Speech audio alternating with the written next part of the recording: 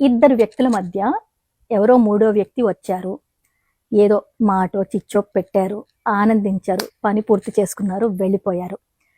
ఇంతకీ ఆ మూడో వ్యక్తిని నిందిద్దామా, ఈ ఇద్దరిని నిందిద్దామా? వీళ్ళది తప్ప, వాళ్ళది తప్ప? వీళ్ళదే తప్పు.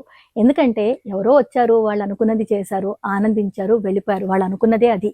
మీ ఇద్దరి ఆనందాన్ని చూడలేక వచ్చారు, చేయాల్సింది చేశారు. మరి మీకు కదా బుద్ధి ఉండాల్సింది. మీ బంధం కరెక్ట్ అయితే, మీ మధ్య నమ్మకం ఉంటే, మీ మధ్య ఒక అవగాహన ఉంటే, మూడో వ్యక్తి కాదు కదా 30 మంది వచ్చినా కూడా ఏమీ చేయలేరు.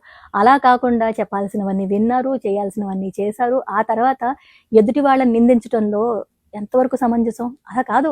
మన బంధం కరెక్ట్గా ఉందనుకోండి, ఎవ్వరూ ఏమీ చేయలేరు. ఇక్కడ వాళ్ళు వచ్చింది మంచి అయింది. ఎందుకంటే మీ బంధం స్ట్రాంగ్గా లేదని వాళ్ళు నిరూపించేసి వెళ్ళారు.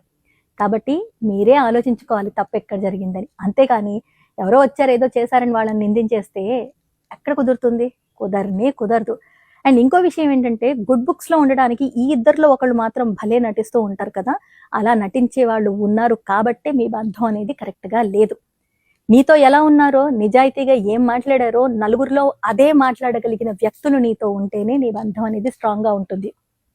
కానీ ఎదుటి వాళ్ళు వచ్చినప్పుడు నీ ముందు నీతో మాట్లాడిన మాటలు మాట్లాడడానికి ఆలోచించి వాళ్ళతో మంచిగా ఉండటానికి మాత్రం ఆ మాటలన్నీ మార్చేసే వాళ్ళు ఉన్నంత కాలం బంధాలు ఏవి కరెక్ట్గా ఉండవు.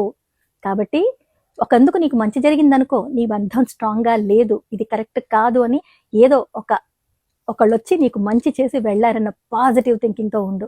ఇక నెక్స్ట్ టైం ఎవరితోనైనా ఏదైనా రిలేషన్షిప్ అయినా, స్నేహం అయినా, వాట్ ఎవర్ ఇట్ ఈస్, ఎంత జాగ్రత్తగా ఉండాలంటే వాళ్ళు ఉంటారా ఉండరా వాళ్ళ ఇష్టం.